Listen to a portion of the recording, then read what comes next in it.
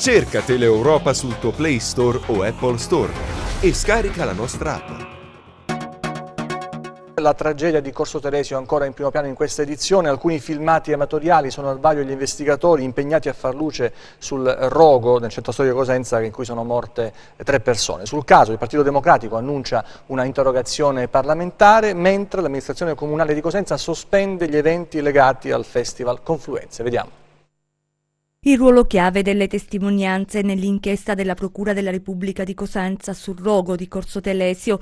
I vicini di casa di Antonio Noce, Roberto Golia e Serafina Speranza, morti nel rogo, sono stati sentiti dagli investigatori per ricostruire l'esatta dinamica di quanto accaduto venerdì scorso. Nei loro occhi c'è ancora la paura, nelle orecchie le urla delle vittime che chiedevano aiuto, soffocati pare prima dal fumo, poi divorati dalle fiamme che avrebbero un'origine dolosa.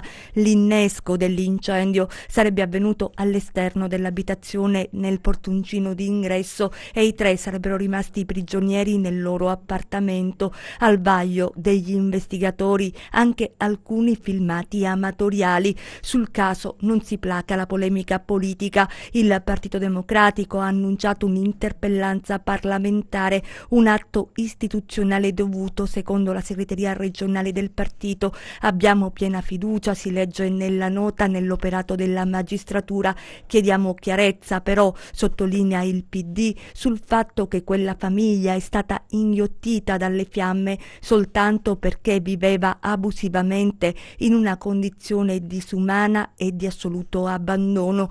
Va fatta piena luce inoltre su come una miriade di opere letterarie, affreschi e mobili di pregio storico potessero essere allocati e tenuti in quei locali senza adeguate misure di sicurezza e le necessarie autorizzazioni.